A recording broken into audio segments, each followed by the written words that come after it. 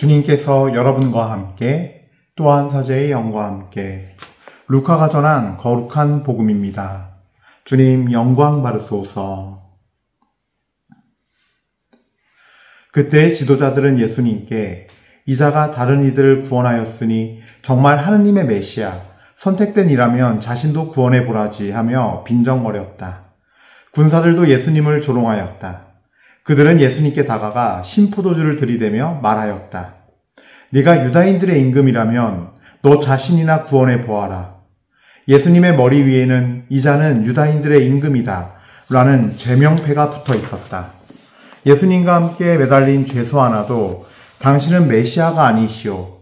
당신 자신과 우리를 구원해 보시오 하며 그분을 모독하였다. 그러나 다른 하나는 그를 꾸짖으며 말하였다. 같이 처형을 받는 주제에 너는 하느님이 두렵지도 않느냐? 우리야 당연히 우리가 저지른 짓에 합당한 벌을 받지만 이분은 아무런 잘못도 하지 않으셨다. 그러고 나서 예수님, 선생님의 나라에 들어가실 때 저를 기억해 주십시오 하였다. 그러자 예수님께서 그에게 이르셨다. 내가 진실로 너에게 말한다. 너는 오늘 나와 함께 낙원에 있을 것이다. 주님의 말씀입니다. 그리스도님 찬미합니다. 참미예수님, 은요일발상 교회 여러분들 너무 오랜만에 뵙죠? 그래요. 자, 우리 먼저 얘기 시작하기 전에 우리 예수님께 감사 찬미 드립시다. 그래요. 이 거룩한 주일, 특히 오늘 온누리의 임금이신 그리스도 왕 대축일 보내고 있습니다. 이 대축일이 있어서가 아니라 당신이 왕이시기에 이 날을 기념하고 대축일을 지내고 있는데 저희가 정말 왕으로 당신을 모시면 매일매일이 대축일이지 않겠습니까? 그런 마음으로 살 수 있도록 저희를 인도해 주실 것을 믿으며 감사 찬미드립니다. 주 예수님 홀로 영광 받으소서. 아멘. 우리의 임금님. 아멘. 자, 그래요. 거의 일주일 만인 것 같아요. 네, 제가 지난주는 우리 서울대교구 이제 첫 본당 발령받은 보좌신부님들, 저희가 이제 청소년 청년 사목 연수를 한 주간 진행하는데요.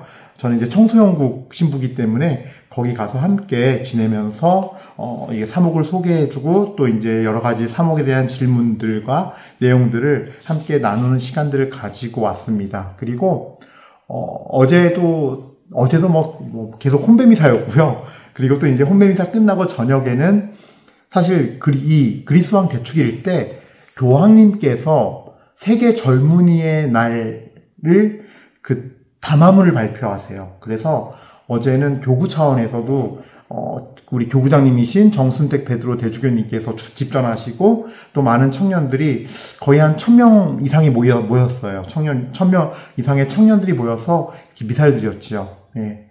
그래서 또 어제도 사실 어제까지는 바빴어요.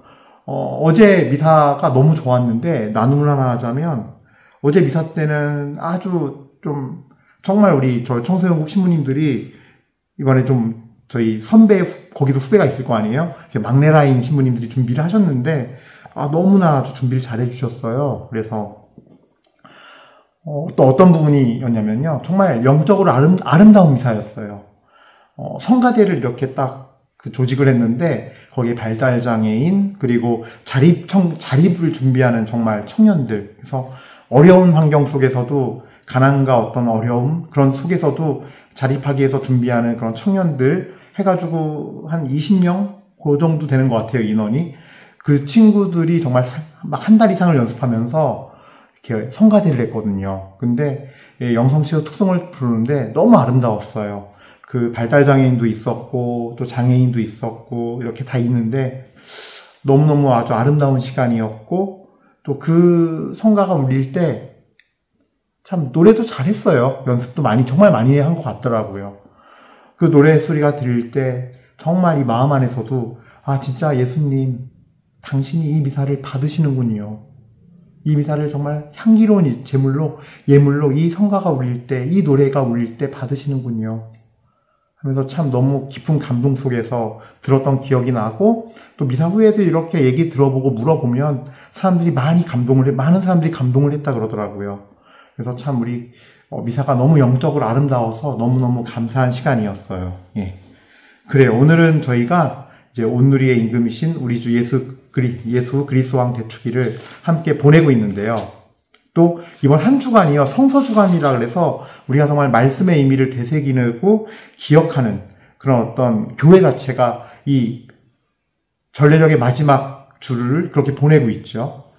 그래서 저는 오늘 좀 복음 말씀 나누기 전에 이 성경에 대한 거를 좀 같이 나눌까 해요. 제가 은요 1830 초기에도 한번 소개해드린 적이 있는데, 저희가 이제 새 신부가 되고 나서 특강을 한번 청했어요. 우리 새 신부반 차원에서 특강을 청했는데, 그때 이제 본당을 막 이제 곧 나가니까 가장 큰 관심사가 어떻게 해야 강론을 잘할 수 있을까였어요. 그 당시에 많은 신부님들이 항상 고민을 하는 부분이니까.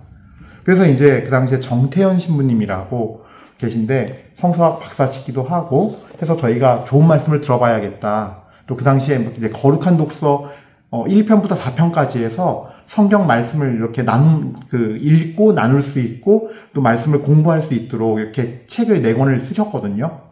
그랬던 때였기 때문에 저희가 초청을 했죠. 초빙 강사로. 근데 사실 되게 의외였는데 내용이요. 근데 지금 생각해보면은 이 정태현 신부님께서 뭘 말씀하려는지 이런 말씀을 하고 싶었구나가 지금은 다 알아들어지는 거예요. 이게 뭐냐 하면 그분도 성서학 박사학위를 받으러 갔으니까 꽤 오랜 시간 10년 이상을 공부하셨을 거예요. 성서학 박사는 다른 과정보다 또 더 길어요. 그리고 그 박사 과정까지 가려면 우리 고등학생 수준만큼 영어 하듯이 뭐 다른 언어들을요 최소한 5개 국어 이상은 해야 된대요. 그러지 않으면은 논문을 쓸 수가 없대요. 그러니까 공부를 엄청 하셨겠죠. 성경 공부하기도 바쁜데 언어까지 공부해야 되니까. 안 그러면은 그 성경 논문 쓰려는 그 내용을요 주석을 하거나 이렇게 번역을 하고 작업을 할 수가 없대요. 어쨌든 그 신부님께서 그렇게 해서 박사학위를 받고 왔는데 자기는 당연히 신학교를 갈 줄 알았대요. 교수 신부 돼서 빨리 이제 후진양성하고 가르쳐야 되니까. 근데 아주 작은 시골 본당으로 발령을 내더래요.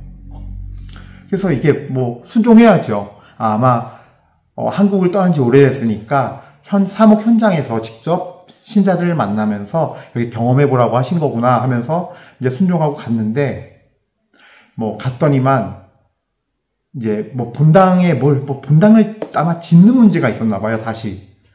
근데 이 사목회가 그것 때문에 갈라져 있었고 막 그랬는데 그 부분을 같이 이제 모여서 기도하면서 이제 해결해서 안 짓는 방향으로 하고, 여기도 얘기가 길지만 이거는 좀 이게 핵심은 아닌 것 같아서 그래요. 이 본당을 질지 말지를 다시 결정하는 문제에서 이 신부님이 하나 깨달은 게 있대요. 대신 뭐였냐면 지금 외형의 성전을 지을 때가 아니라 이 영혼 한 명 한 명의 성전 말씀이 들어서야겠구나. 그래서 거룩한 독서라는 책도 그거에 맞춰서 쓰여진 거라고 하더라고요. 신자들을 위해서 그 묵상하고 읽고 또 필요한 지식들은 배울 수 있게 하려고. 그래서 이제 정말 애들부터 초등학교 애들부터 아주 그냥 80, 90 된 그 노인분들 성당 올 수 있고 집에 모여서 움직일 수 있는 분들을 중심으로 다 참여하게 했어요. 남녀노소. 그렇게 해서 이제 봉사자들 몇 분도 좀 교육을 시키고 해서 성경 말씀 나눔을 이제 시작을 했는데, 이제 첫 시간에 돼서 어떻게 하나 궁금해서 가장 어르신 반, 연세 가장 높으신 반으로 이제 갔대요. 가서 첫날 딱 이렇게 성경 말씀 나눔을 하는데 기도도 할 줄 모르고, 그 다음에 앉아서 이제 한 명씩 얘기를 시키니까 하나같이 다 열이면 열, 자기 히스토리 역사를 다 얘기하더래요. 내가 여기가 왜 아픈지, 내가 왜 가난해지고 원망스러운지, 내가 왜 며느리가 미운지, 어디가 아픈지 그냥 다 얘기하더래요. 자기 아픈 역사를. 몸이면 몸, 마음이면 마음. 열이면 열 다 그런 걸 보면서 이거 큰일 났다. 이걸 어떻게 해야 되냐. 그리고 성경 읽는 걸 시키니까 이렇게 보면서 읽지도 못해요. 한 문장 하는데 뭐 이름 같은 거, 그 성경 용어 나오면은 읽지도 못하고 세월에 네월에 그 읽는 것도 틀리고 예루살렘이면 예를 들어서 예루살렘이면 여로살람 뭐 이런 식으로 읽는 거죠. 예루살렘을. 그러니까 이제 이게 안 되는 거예요. 하나도. 큰일 났다 이거. 그래서 첫날 이렇게 딱 진행하는 걸 보고서 봉사자 교회를 맹렬히 교육시켰대요. 특히 노인반들은. 그래서 완전히 정말 신부님이 직접 정말 같이 기도하면서 나서서 봉사자를 하나하나씩 디테일하게 이렇게 이끌어야 한다, 이렇게 해야 한다면서 알려주고 딱 이제 6개월 뒤에 갔대요. 6개월 뒤에 가장 어르신반을 갔는데 신부님이 깜짝 놀랐다는 거예요. 딱 읽는데 느리지만 또박또박 정확하게 쭉 읽더래요, 성경을. 그리고 나눔을 하는데, 묵상하고 나눔을 하는데 자기가 그 주에 며느리한테 했던 거, 이 말씀을 딱 읽고 내 삶을, 한 주간의 삶을 비춰보니까 내가 며느리한테 이런 마음 가졌고, 이런 마음 가져서 이런 말 했고, 그래서 며느리가 얼마나 마음 아팠을까, 그 순간. 나 또 지난번에 했던 실수 또 똑같이 했다고. 또 잘못한다고. 하면서 거기서 정말로 말씀, 이 오늘 읽은 말씀 안에서 묵상하고 중첩이 돼서 부끄러워하지 않고 자기의 그 죄를 이 말씀 안에서 고백하더래요. 예. 그래서 신부님이 이 사람만 그런 거 하니까 다른 분들도 성경 또박또박 잘 읽고 나눔도 너무너무 정말 잘 묵상해서 자기 삶을 돌아보고 자기 삶에 문제가 되는 거, 또 기억나는 말씀들, 나눔을 너무 잘하더래요. 6개월 만에. 70대, 80대 노인분들이신데. 예. 그 당시에는 제가 세신문 때는 잘 몰랐어요. 그래서 우리는 그럼 강론을 잘 알면 뭘 어떻게 해야 되나 기대를 잔뜩 했죠. 근데 정태현 신부님 하시는 말씀이 결국 그거였어요. 말씀을 많이 읽고 묵상하고 살라고. 읽고 묵상하고 살라고. 눈으로 읽어서 머리에 새기고 가슴에 새기고 살라고. 그 당시에는 그 뜻이 뭔지 몰랐지만 지금은 알겠는 거예요. 예. 바로 말씀을 살아야 말씀을 아는 거예요. 그 한 구절을 내가 도전이 될 때 그 형제와의 관계를 용서하고 아픈 상처를 회복하지 못하고 내가 용서해주지 못하고 또 혹은 정말 굽히고 들어가서 용서해달라고 하지 않고 혹은 내가 어떤 거를 떼어먹고서 갚지 않고 갚을 수 있는데 안 갚아주고 안 돌려주고 이런 모든 것 하나하나가 성경 말씀을 머릿속으로 설령 다 알고 있다 하더라도 하나도 살아내지 않은 거예요. 예. 미사 시간에 미사는 열심히 나가고 기도 시간 되면 무릎 꿇고 앉아서 내 방 성모상 앞에서 성당 성체 도배실에서 기도는 열심히 하지만 정작 나가서는 진리와 영 안에서, 하나님은 영이신데 진리와 영 안에서 그분께 삶의 예배를 드리지 않는다면, 삶의 미사가 없다면, 삶에 합당한 예물을 마련하지 않는다면 아무 소용이 없다는 거예요. 실천 없는 믿음은 죽은 믿음이라는 야고보서의 말씀이 나에게 이루어지고 있는 거예요. 죽은 믿음으로. 그러니까 그 할머니들도 또 두 번째로 그 어르신들 변화된 거 보세요. 그 어르신들이 그렇게 6개월 전과 6개월 뒤가 그렇게 달라져 있다는 건요, 하나님 앞에 핑계댈 게 없다는 거예요. 왠 줄 아세요? 주님의 말씀은 영이며 생명이기 때문이에요. 우리가 성경에서 예수님을 알아보는 수많은 사람이 있는데 굉장히 그 중에서 중요한 원칙을 알려주세요. 엠마오로 가는 두 제자라던가 5,000명을 먹이신 기적의 그 내용을 보면요, 특히 엠마오로 가는 두 제자, 루카복음 24장의 말씀 기억하셔야 돼요. 두 제자가 완전히 절망에 빠져서 예수님 돌아가신 거 보고서 이제 다 끝났다 그러고 절망에 나락에 빠져서 이제 집 고향으로 돌아가는데 예수님이 딱 나타나시죠. 근데 성경은 못 알아봤다 기록하죠. 누군지 몰랐다고. 근데 나중에 그 낮에 오후 내내 같이 걸으면서 모세의 율법과 예언서들, 즉 구약 성경의 말씀들을 예수님이 전하면서 그러니까 예수님이 그리스도이라는 이 메시아에 관한 소식을 계속 그 오후 내내 알려주세요. 그쵸? 그 저녁 때가 되자 빵을 뗄 때 알아보죠. 왜 알아봤을까요? 빵을 뗄 때 비로소 예수님 부활한 거를 왜 알아봤을까요? 말씀으로 계속 영혼에 새겨주셨기 때문이에요. 그러자 눈에 비늘이 벗겨지고 귀에 이 귀를 막았던 틀어 막았던 귀마개가 벗겨져요. 빵을 떼자 알아봐요. 부활하신 예수님을. 즉 영이며 생명인 말씀으로 알아보는 거예요. 예. 그래서 여러분들한테 드리고 싶은 이야기가 딱 하나예요. 말씀은 하느님의 영이며 생명이에요. 아유, 신부님, 성체만 잘 모시면 됐죠. 성체가 왔다죠. 최고죠. 성분이 묵주기도, 말씀은 오이쯤이나 될까요? 아니요. 성체와 말씀이에요. 둘 다 예수 그리스도예요. 넘버 원이에요. 저는 근데 그럼에도 불구하고 일상에서 말씀을 왜냐? 사제가 축성해서 미사 때 하지 않으면 성체를 영할 길이 없어요.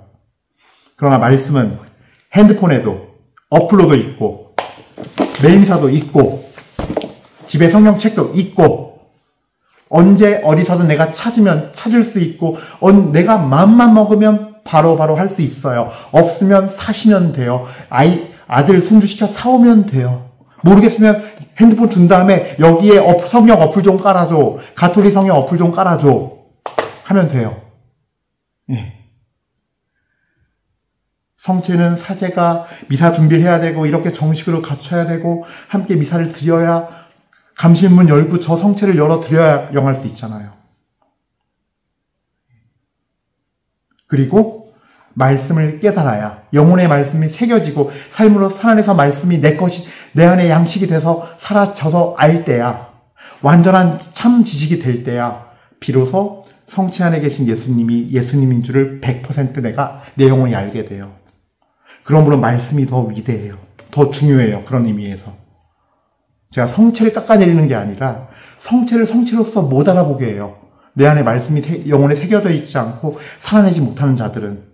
그래서 종교 행위를 할 수밖에 없어요. 그러므로 성경을 읽고 묵상하고 하는 거, 매일매일 하는 것이 너무나 중요해요. 그래서 여러분들, 우리 하나님 앞에서 핑계대지 맙시다. 아까 제가 정태현 신부님 그 시골 본당의 어르신들 얘기해드렸잖아요. 예. 내가 하면 하나님은 다른 건 몰라도 말씀을 알아듣게 하는 거는 이루어주세요. 왜냐면요, 말씀이 내 영으로 들어와서 나의 혼과 육을 지배할 수 있도록 하는 것이 원래 본시 인간은 그렇게 창조되었기 때문이에요. 그게 원래 에덴 동산에서 선악과를 따먹기 전에 인간이 원죄로 타락해지기 전에 원래 에덴 동산의 모습이에요. 우리는 원죄 이후로 타락해서 죄의 노예가 되고 죄의 종이 되었지만 이제는 에덴 동산으로 우리가 다시 돌아가기 위해선 말씀이 없으면 안 돼요. 그리고 그 말씀을 영혼에 새기고 마음에 새기면서 살아갈 때 비로소 원래 자녀의 그 자리를 하나님께서 우리에게 다시 돌려주시고 회복하는 거예요. 예. 그래서 여러분들 말씀을 읽으면서 변화가 되도록 하십시오. 그 말씀은 영이며 생명이고 빛이에요. 그 빛이 내 안을 비추고 뚫고 들어올 때 내가 깨끗해지고 회개가 돼요. 하나님을 향하게 되고 이전에는 죄성에 사로잡혀서 죄의 힘에 종이어서 마귀의 종이어서 죄의 힘에 사로잡혀서 노력을 하고 내 의지를 다 발휘해도 결국은 똑같은데 또 지어요. 예. 계속 반복되는 일을 짓게 되고 그 죄성에 사로잡혀서 중독자처럼 살아가요, 우리는. 근데 주님의 말씀이 그걸 끊어내는 역할을 해요. 예. 말씀의 빛이 우리에게 들어와서 우리에게 생명이 될 때, 그리고 내가 그걸 살아낼 때 살아내면서 끊어지는 거예요. 그래서 중독의 상태에서, 노예의 상태에서 자녀로 옮아가는 거죠. 그래서 매일매일 여러분들 핑계대지 말고 읽으세요. 예. 내가 처한 환경에서 이것도 저것도 안 되면 어플 받아서 틀어요. 카세트는 틀어요. 옛날 카세트 라디오 틀듯이 틀어서 들으세요. 들으면서 10분, 20분만이라도 집중해서 누워서 들으세요. 내가 기운이 없고 힘이 없고 약하다면, 건강이 이제 그렇게까지 못 쫓아오고 그것조차 안 된다면 구역 반장님한테서 부탁해서 어플 깔고 성경 읽기 어플도 있어요. 그러면요, 여기서 딱 누르면요, 라디오처럼 읽어줘요. 예. 그러니까 내가 할 수 있는 최선은 다 해보라는 거예요. 제가 드리고 싶은 말씀은. 우리가 핑계대고 안 하려면 얼마든지 안 할 수 있어요. 이유가 한 가지가 아니라 10가지도 만들 수 있어요. 근데 나중에 뭐라 그럴 건데요? 주님 앞에 가서. 언젠가 우리 다 갈 텐데요. 저도 그렇고.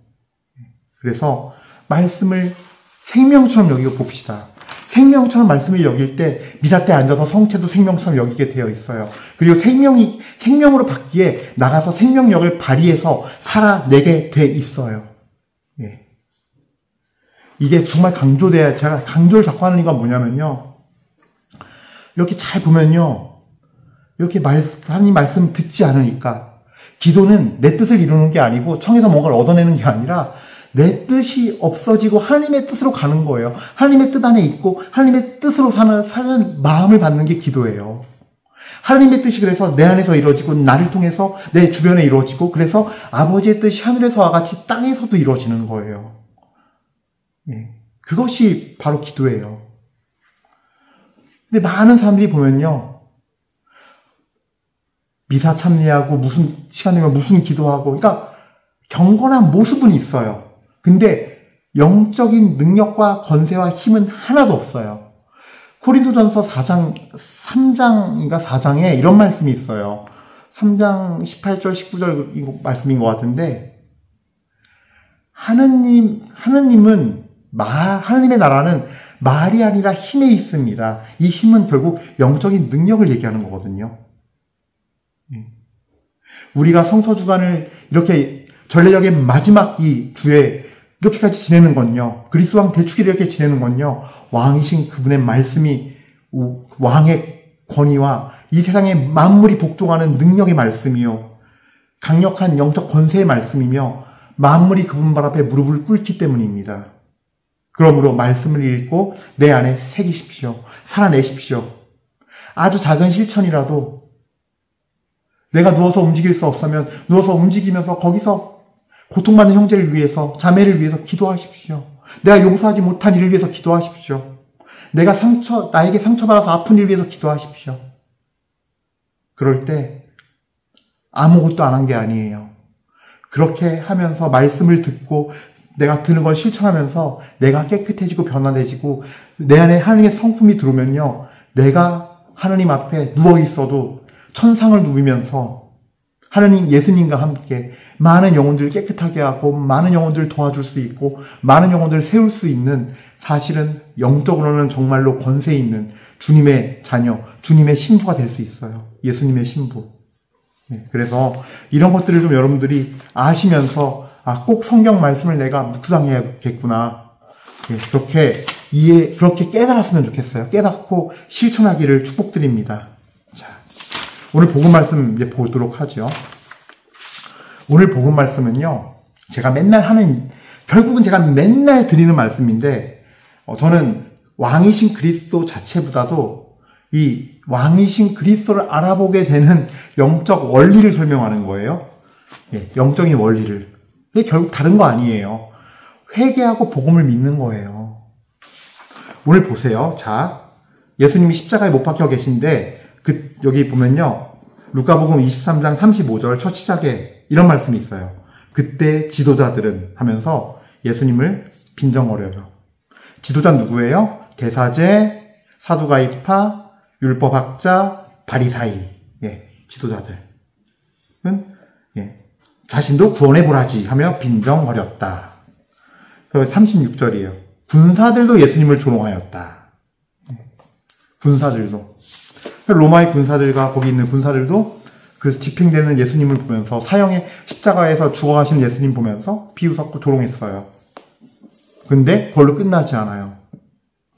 예수님과 함께 매달린 죄수 하나도 둘이 매달렸는데 여기서 우리는 흔히 좌도라 그러죠. 이 왼쪽에 있던 죄수 하나가 당신은 메시아가 아니시오.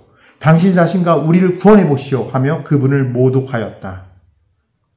그런데 오른쪽에 있던 강도가 그를 꾸짖으며 이렇게 말합니다. 같이 처형받는 주제에 너는 하나님이 두렵지 않느냐? 경외심이 있어요. 근데 사실 우리가 회개하려면요, 복음을 받아들이려면요, 진짜 하느님이요, 두려운 줄 알아야 돼요. 입으로만이 아니라 내가 하느님 앞에, 왜냐면 그분이 두려운 이유는 힘이 세고 무서워서가 아니에요. 분노하시면 당연히 하느님이시니까 무섭지만 하느님께서 그 거룩함과 빛이 강렬하기 때문에 죄 많은 우리 인간은요, 내 죄를 생각할 때 그분 앞에서, 그분의 빛 앞에서 작아질 수밖에 없고 두려워할 수밖에 없어요. 그래서 여러분들, 내가 신앙이 있는지 없는지 자신이 체크하는 방법 중에 하나가 내 자아를 누가 건드리고 내 죄되는 부분을 누가 건드렸을 때 화내고 안 받아들이기까지도 당연하지만 진짜 내가 하느님 앞에 신앙이 없구나. 나는 이렇게 살면 천국 못 가는구나. 라는 체크법 중에 하나가요. 그런 얘기를 막 듣게 됐을 때, 알겠다고, 그러면 나 지옥 가면 되지. 이렇게 말하는 사람들 있죠. 지옥 가면 되지란 말은요, 하느님이 두렵지 않기 때문에 하는 말이에요.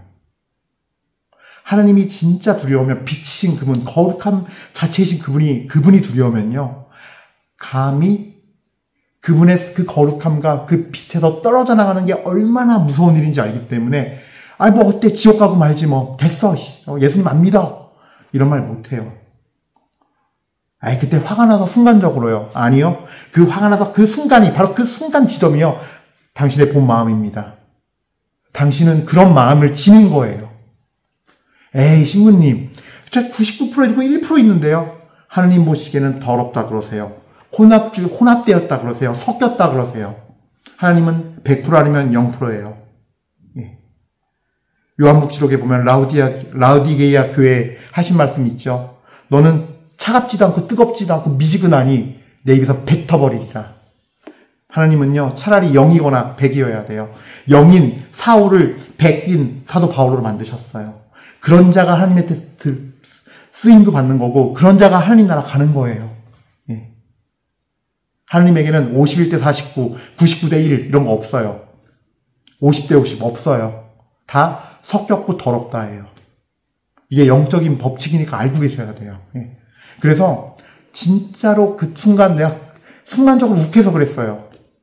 그 욱하는 마음이 바로 본성이에요. 거짓의 아비가 작동하는 본성이에요. 잘 숨어 있었는데 그 정도까지 찔렸으면 진짜 제대로 많이 찔린 거거든요. 왜냐면 거짓의 아비인 사탄은요, 이 사람 안에서요, 자기가 시켜놓고 이 사람이 죄짓게 만든 다음에 이 사람한테 죄를 다 온빵 덮어 씌워요. 그래서 자신의 존재는 걸리지가 않아요. 그리고 주변 사람들도 이 사람을 막 욕해요. 그러니까 죄를 미워하는 게 아니라 사람을 미워하게 만들어요. 주변에도. 사람의 죄에 대해 분노하고 죄에 대해 막 절망해야 되는데 사람을 미워하게 만들죠. 그래서 자신은 다 만들어 놓고 환경과 모든 걸 다 만들어서 작동해 놓고 실행하면은 그 실행한 자들이 서로 자기들끼리 죽이고 살리고 용서하네 못하네 하는 거죠. 그래서 요한복음 8장에 그는 거짓의 아비이기 때문이다. 그는 거짓말을 할 때 자신의 본성을 드러낸다. 라고 사탄을 정의하세요. 그래요. 어쨌든 그 마음 안에 본성에 사실은 제대로 팍 찔리면요, 튀어나와요. 근데 사탄은 그 와중에 또 속여요. 뭐라고 속이냐? 그냥 그까짓 거 순간 욱해서, 누구나 그러잖아요. 순간 욱하면 하고 얘기하게 만드는 거예요. 이게 그러니까 영적인 걸 잘 보시면요, 성경을 잘 읽고 묵상해 보시면요, 지금 제가 하는 얘기가 이상한 소리, 어디 뚱딴지 앨리스 나라의 이상한 소리가 아니에요. 성경을 여러분들 꼼꼼히 보셔야 돼요. 한 문장 한 문장 곱씹으면서 영혼에 새기셔야 돼요. 같이 처형을 받는 주제에 하나님이 두렵지도 않느냐. 죽어가면서. 좌도처럼 발악을 해도 모자라지요, 사실은. 왜냐면요, 차라리 한 번에 목을 베어 죽이든가. 근데 십자가형은 특성상 서서히 질식시사시키고 말려 죽이는 벌이거든요. 서서히 많은, 여기 밑에 있는 사람 다 봐요. 이 손끝부터 새까매지는 걸. 피가 통하지 않으니까 산소가 통하지 않아서 이 손끝부터 보랏빛 새까맣게 변하는 걸 봐요. 몸이 점점 보랏빛으로 변해요. 손끝부터 까매져요. 몇 시간에 걸쳐서 수시간에 걸쳐 죽어요. 예수님께서 오후 3시에 숨을 거두셨는데 다른 요한복음에 보면 다른 두 죄수 강도는 숨을 거두지 않으니까 어떻게 해요? 다리를 망치로 쳐요. 부러뜨리는 거예요. 부러뜨리면은 다리에서 힘을 못 받기 때문에 이게 늘어지면서 질식사에 죽는 거죠. 그러니까 질식사시켜 죽이는 거예요. 서서히. 3시간 넘게 매달려 있었는데도 안 죽은 거예요. 2명의 죄수는. 그러니까 그렇게 죽어가면서 온갖 발악을 다 하겠죠. 그러니까 좌도처럼 구는 게 당연한 거예요. 괴로워 죽겠으니까 살려달라고. 살려봐 좀. 너 메시아라며 하면서 발악을 하는 거지요. 이게 정상이거든요. 그런데 우도는 달랐어요. 왜? 하나님이 두려웠기 때문에. 그래서 당연히 내가 지은 죄가 죽을 죄라는 걸 알고 난 마땅히 이렇게 쳐 죽여도 마땅하다는 걸 고백해요. 뭐예요? 그리고 이분은 아무 잘못도 하지 않으셨다면서 그러고 나서 선생님 예수님 당신의 나라에 들어가실 때 저를 기억해 주십시오. 예수님이 다른 분임을 알고 예수님이 누군지를 알아보고 그분의 나라에 함께 들어가기를 소망하면서 희망하면서 그분께 향해요. 회개는 나의 길을 버리고 예수님께 향하는 데 있는 거예요. 주님께 향하는 데 있는 거예요. 그러니까 내 잘못을 깨닫고 뉘우치고 반성하는 걸로 끝나는 게 아니라 예수님께 희망을 걸었잖아요, 지금. 그 나라에 갈 때 저를 꼭 잊지 말고 기억해달라고. 이게 회개예요, 이게. 주님께 모든 희망을 두고 나를 완전히 버리는 거. 그럴 때 죄의 용서를 받는 거예요. 복음은 그렇게 들어가서 믿어지는 거예요. 내 삶으로 살 수 있게 되는 거예요. 아유, 신부님, 오늘도 또 똑같은 얘기 하시는군요. 예, 맞습니다. 근데 한 가지 여쭤보겠습니다.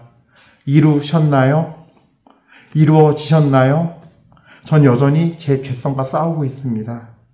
완전히 자아가 버려지지 않고 완전히 주님 나라에 오늘 당장 갈 만큼 내 자신이 주님께 바쳐질 제물로 준비가 못 돼서 죽어지지 못해서 이러고 있습니다.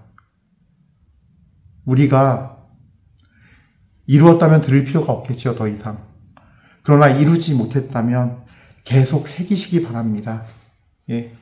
제 강론에는 맞아요.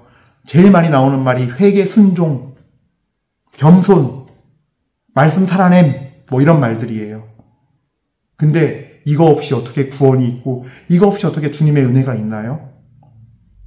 그냥 나는 바뀐 거 하나도 없고 속은 시커먼데 위로받아서 뭐 치유되게 해주세요. 나는 미워하는 썩어있는 마음이 끄득끄득한데 그냥 똥냄새보다 더 지독한 썩은 내가 나는데 어떻게 위로가 찾아오죠? 뭘로 치유하시죠? 하나님이 손 이렇게 대시는 것만 생각하세요? 손 탁 대시면서 치유해주는 것만? 하나님이 그럴걸요. 이렇게 손 대시려다 말고 아유 들어. 야 그거 치워. 그거 치우면 너 치유돼. 라고 말씀하시는 게 예수님이세요. 착각하지 마세요. 그래서 저는 이 복음 말씀 보면서도 우리가 왕이신 예수님을 어떻게 존중해 드려야 되는가예요. 오늘 이 우도처럼 존중해 드려야 돼요. 우도와 같은 마음이 될 때 내 죄가 당연히 나는 죽을 죄를 지은 죄인이길래 당연히 난 죽어 마땅하나 정말 이 죄 없는 이분 우린 정말 주님 앞에서 두려워해야 된다. 경외심을 갖고 그분을 모셔야 된다. 그리고 나는 내 힘으로는 구원받지 못하지만 내 능력으로는 나는 남은 게 죄밖에 없지만 저를 기억해 주십시오. 왜냐? 예수님 당신은 저를 인도할 수 있잖아요. 그쪽으로. 데려갈 수 있잖아요. 이게 회개예요. 이게 회개고 이게 복음의 받아들여짐이에요. 이 짧은 순간 다른 사람들처럼 제자들처럼 3년간 예수님을 쫓아다니지 못했어도 이 한순간에 주님께서는 이 오른쪽에 있는 우도에게 아주 강하게 정말 그 제자들의 했던 것보다 더 많은 은혜를 그냥 그 순간 부어주셨어요. 그래서 이렇게 고백할 수 있었어요. 예수님, 당신 나라에 들어가실 때 저를 기억해 주십시오. 우리도 우리 삶의 지분이 다 달라요. 내 인생 마지막에 예수님의 고통과 나를 합치십시오. 내가 죄 지은 거 주님 합당하게 받을 테니까 당신과 함께 이렇게 고통 받으면서 함께 할 테니까 저 깨끗이 씻어주시고 받아주세요. 당신 나라에 들어가실 때 저를 기억해 주십시오라고 고백하십시오. 그래야 내가 삽니다. 예. 다른 길 없어요. 예. 우리가 겪는 모든 것들, 고난들, 아픔들, 고통들, 어떤 것들은 내가 회개하지 못해서 내 죄 때문일 수도 있고, 어떤 것들은 내가 정화의 여정을 하나님께서 날 정화시키기 위해서 환경과 다른 것들을 이용해서 고통을 겪게 하실 수 있고, 그러면서 내 자아가 정말 완전히 버려지고 죄성을 끊어지고 주님 앞에 나갈 수 있도록 하는 그런 고통도 있어요. 그런 불세례도 있어요. 예. 하지만 무엇이 되었던 그 고통과 아픔과 시련 속에서도 우리는 정말 주님을 경외하는 마음을 갖고 주님을 바라보면서 당신 나라가 임할 때, 당신 나라에 들어갈 때 저를 같이 기억해 주시고 데려가 주십시오라는 마음으로 우리는 평생 말씀 안에서 그분의 진리를 따르고 그런 마음으로 살아가야 한다는 거죠. 이게 오늘 복음이 우리에게 주는 메시지일 겁니다. 여러분들, 우리 복음이 주는 이 왕이신 예수님, 십자가의 왕, 정말 우리 죄를 다 사해 주시려고 섬기시고 순종하시는 왕, 이 왕을 우리도 겸손되이 따르면서 그분의 나라를 우리가 희망하면서 갑시다. 예수님께서 이러셨으니, 왕이신 예수님께서 이러셨으니 그 백성인 우리들도 똑같이 예수님과 같은 여정을 걸을 거예요, 분명히. 그리고 그 여정은 각자의 인생의 분량에 정도에 맞게 주님께서 허락해 주실 거예요. 아브라함의 분량이 이삭을 바치는 거였고, 또 다윗의 사건은 뭐예요? 다윗은 그 왕이 되기까지 얼마나 많은 사울로부터 괴롭힘 당했습니까? 사울이 있었고, 또 기드온 같은 경우, 판관 기드온 같은 경우는 이스라엘 백성이 막 2만 명 넘게 모였는데 2만 2천 명이었을 거예요, 아마.